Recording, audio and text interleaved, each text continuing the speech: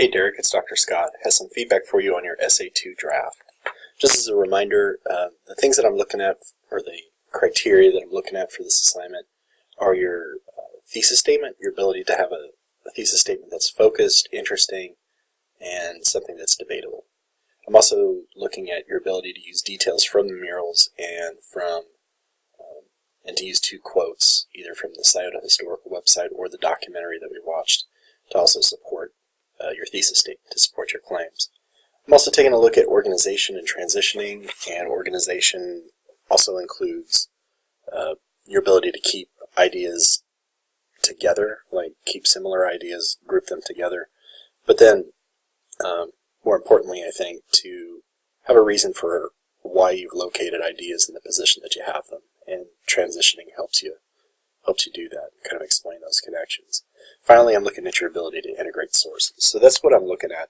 And what I have here is I have just a few notes to myself that I'll read a little bit. That might get a little annoying, but just to remind me of things that I wanted to talk to you about. In the draft, I really like how you structure it. You keep your ideas grouped together really effectively, and I think this format that you have, that here's a very clear focus of this paragraph, and here's part one, here's part two. I think that works pretty well.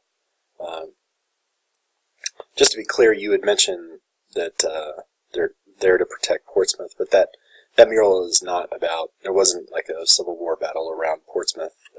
It's Portsmouth soldiers that were going to other parts of the country to fight in the Civil War. So I know that we fought in the Battle of Corinth, that was down in Mississippi, and we fought in a few other places. I think there was also a detachment that was sent out to Gettysburg. So just to clarify, they're not there to defend Portsmouth, but they are there to fight, and they are from Portsmouth. So I thought this paragraph has pretty solid details in here. I think what's going to be tricky is, like, because you split this up because of the organization, that's fine. You need to be able to transition from one part of the paragraph to the other, so it doesn't read like you're just kind of smashing two paragraphs together. Like the murals get across, like you're writing purely about how they're both similar in their ability to show different characters, to show diversity of characters, but they show that diversity in different ways, right? Like one mural, we see people from all kinds of economic classes, like the 37 flood. It impacts everybody from all classes. Everybody's out there looking for to get fresh water. There's a black woman that's handing her baby off to people that are in a rowboat. So there's the diversity in that is different than the diversity in the Civil War battle mural. And so I think kind of talking about those differences, that's something that hasn't quite happened yet. You're talking a lot about how they're similar, but there are also some differences there that I think are worth noting. And you'll need to kind of transition from one part of the paragraph to another. Another thing that kind of came up, and I noted later on in the paper, but I think it happens in almost all the paragraphs, is that you'll include a bunch of details, and then at the very end you'll say, yeah, this is the use of diverse characters. And I think what's going to be much more effective is if you're able to explain how your details, how they're working to support that claim that you have about diversity, or that claim about togetherness in the community. That should happen. I'm not saying after every last little detail, but I do think I think you need to do that more often than just kind of including it at the bottom of the paragraph. The details, as the paper goes on, the details seem to get weaker, and there's a woman who is starting to drown while she holds her baby above water so that a rescue boat can save her. I think there's quite a bit more detail. If you take a look at the Scioto Historical page on the 1937 flood, you'll learn about her. I believe she's African American, and that kind of plays up your argument about diversity. In the next body paragraph, it was less clear to me.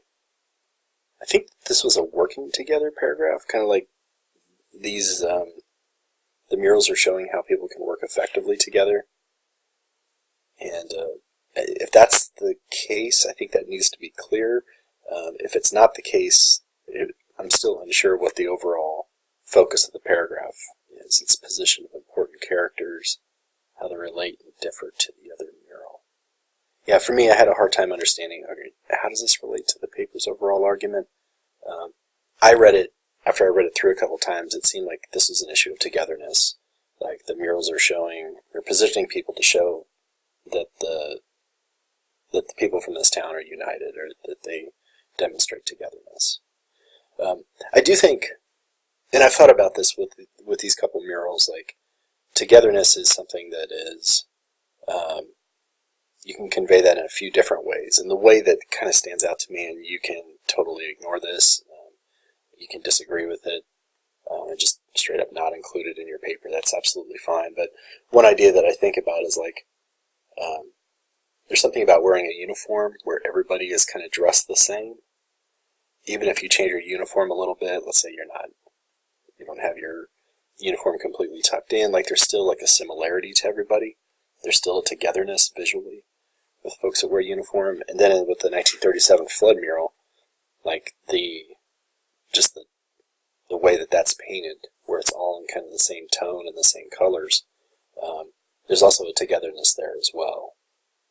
So you have somebody like, I think her name was Bessie Thompson, that's the young woman who was the baby that was handed off to the folks in the rowboat.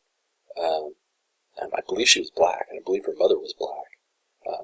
But the way that the mural's painted, we're not exactly sure. So there's kind of like, when there's tragedy, like we're all kind of unified, like racial differences are kind of set aside. And that's done just kind of visually in the murals. That's something that I think about when I think about these two murals together. And I'm curious, what you might think of that. I think also in this paragraph, you're also doing that thing where you've got details, and BTW positioning was used in this thing. And it has to happen throughout the paragraph. It just can't be at the end where it's like plus this equals this thing that I have here at the end. You're telling me that they're equal, but you're not actually showing it to me. The other point that I wanted to make about this paragraph, and this applies to all the others, is that it's still not quite clear to me why we have this section here and why it follows this section up here. There should be a reason why we have ideas located in the place that they're in. And that just might be something that you're going to figure out for the revision. Like I said, the paragraphs kind of get a bit weaker as we go on, and it feels like you're still trying to figure out what you're going to do here. I don't see sources used at this point, and you'll need to use either Scioto Historical and or the flood wall documentary that we took a look at. I think Scioto Historical has some interesting stuff for you to think about, definitely with the flood of 1937 mural. All right, Derek, that's my feedback. Your revision is due Monday, November the 12th, and I'd be happy to take any questions from you or to chat with you about your revision this upcoming week. All right, that's it for now. I'll talk to you soon.